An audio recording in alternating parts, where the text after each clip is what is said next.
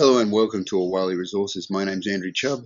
I'm the new CEO of Awalé. I came into this role at the end of May alongside a financing which was cornerstone invested by ORCAP. We're really pleased to bring ORCAP in as an investor.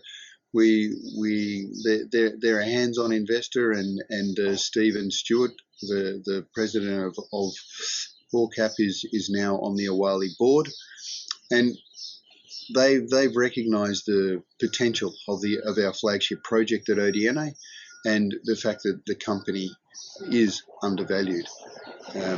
We're really excited to be working at Odienné. We've recognised the district scale potential that there is there, and so without further ado, I'd just like to start to take you through a high level summary of the Odienné project and Awalé as a company, and where the direction that we're headed over the next 6 to 12 months. The usual forward-looking statements. So why Awalé? Look, we believe that we're defining a new world-class mineralised district in Cote d'Ivoire, and Cote d'Ivoire is an excellent destination for an exploration company. It sits in West Africa, which is now a premier gold-producing province on the globe. It has a gold resource inventory of over 300 million ounces now, and is underexplored. The full potential of Cote d'Ivoire, particularly, really only started to be recognised by companies recently, and since 2012 there has been a lot more interest in Cote d'Ivoire. Alongside the work that we've been doing, our really high-grade discoveries and recognition of our district scale mineralised system, Newmont got interested in the projects and the company toward the end of 2021 and entered a due diligence process. And halfway through 2022, we signed a joint venture with Newmont, and they started fully funding exploration on 2 of our properties. And we have a $3 million budget with them for this year, and we spent just under $1 million last year. So they're fully vested in the project and interested. We see the Newmont guys on site often, a lot of technical discussion, and they're really excited about the potential of these projects as well. As I mentioned, we are first mover in the district, so this has enabled us to peg just under 2,500 square kilometres of exploration tenure. We've got an excellent foothold in the district, and last but not least, we have an excellent technical team. So they're a discovery-driven technical team, systematic explorers. Andrew Smith is a great geologist, and he and I have spent a lot of time putting together an excellent Ivorian team. And I really enjoy getting down there and walking some traverses and looking at the rocks with the guys. It's just all the team down there is just about excited about the projects as I am. So it's always really nice to get down there with them. So now, sort of a little bit of a step into that, why we are where we are. We are on a district scale alteration system. And when we've started doing the work, we've recognised the similarities between the Odienné district and other global iron oxide copper gold or IOCG provinces on the planet. So Carias is one excellent example, particularly because of the similarity in geology between the northern part of South America and West Africa. There are lots of similarities, striking similarities between the geology and alteration systems at Carias and Odienné. And we also, the cartoon on the right there is depicting that similarity. And there are similarities to other IOCG provinces such as Olympic Dam and the Mount Isa block in Australia as well. And then beyond that, as I mentioned, West Africa is a well mineralized with over 300 million ounces in gold inventory. The important takeaway from that picture on the left is the fact that there are multiple tier 1 deposits in West Africa. The white ones are more than 10 million ounce inventory deposits. The red ones are more than 5 inventory deposits or known deposits, and it's really exciting to see how many of those there are in West Africa, and the potential to find more. So now just drilling down again on our Odienné district and our 7 permits. As I mentioned, with just under 2,500 square kilometres of exploration tenure in this IOCG setting. The Newmont joint venture is around those 2 permits at the bottom, toward the bottom of the image, with the black border around the permits. They're our joint venture permits. And what I haven't mentioned so far is, with the recent financing and future financing, seems we're now well poised to start exploration on the surrounding 100% Awalé permits, and start to develop a drill target pipeline and discovery pipeline from those as well.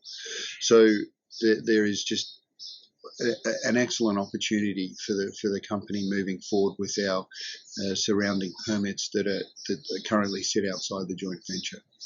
The joint venture itself, it's a $15 million stage to earn in by Newmont. As I mentioned, we started halfway through last year, and at the end of this year we'll have spent $4 million of that $5 million phase 1 earn-in.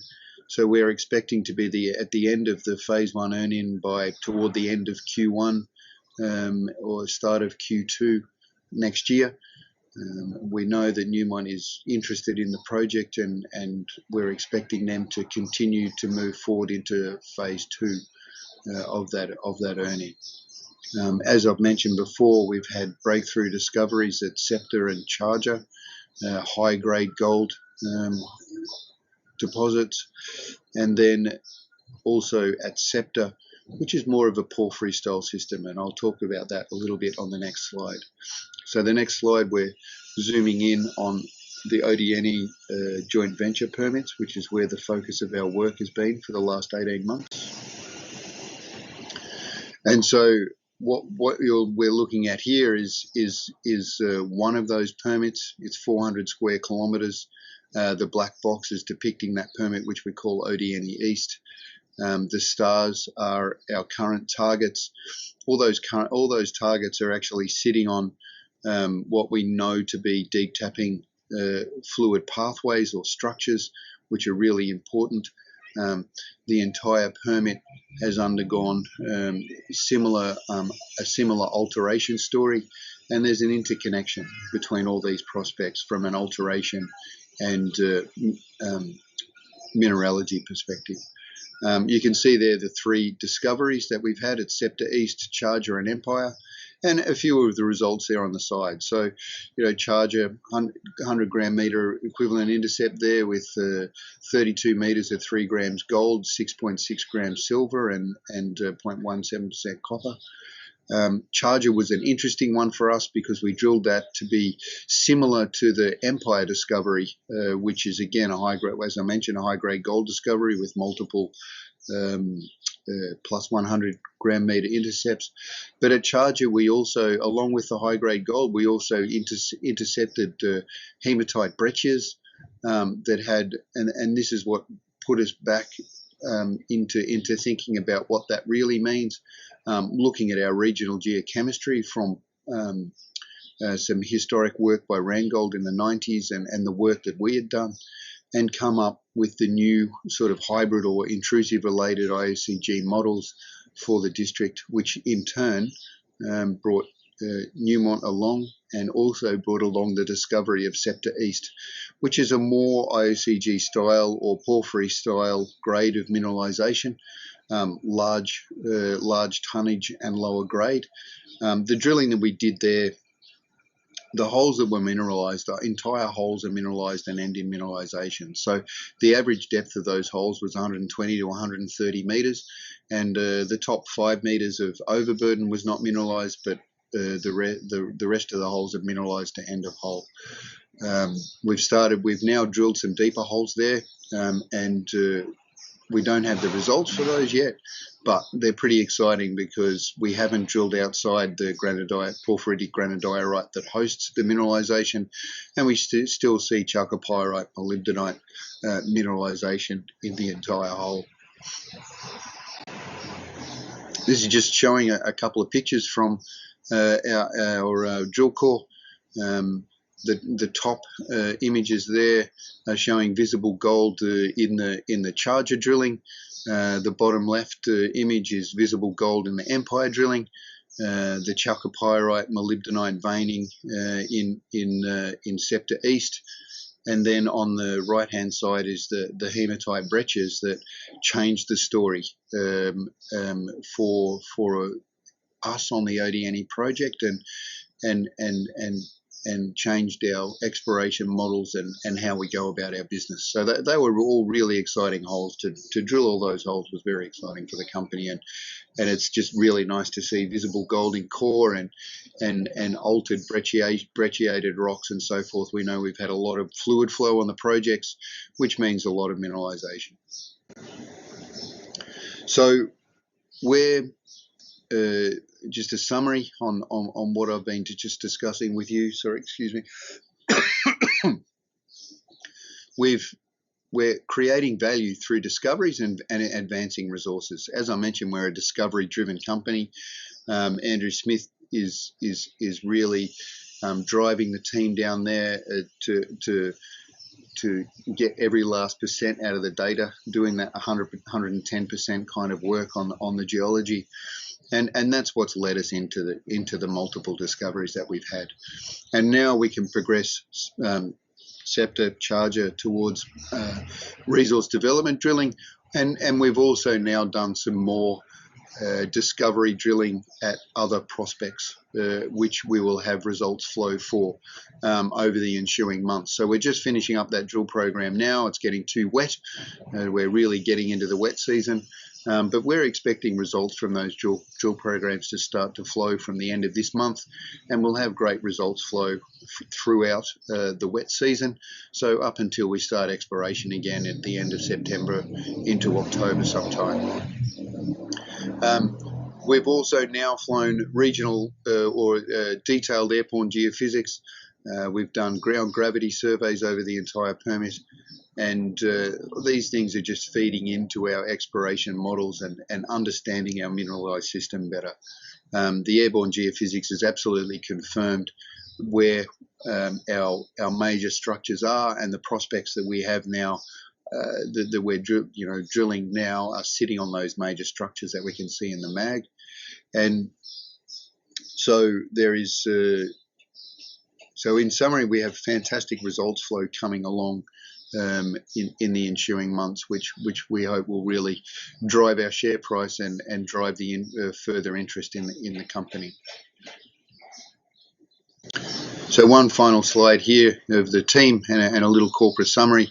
As I've talked about, there's Andrew Smith there. He lives down in Abidjan and is driving the projects technically.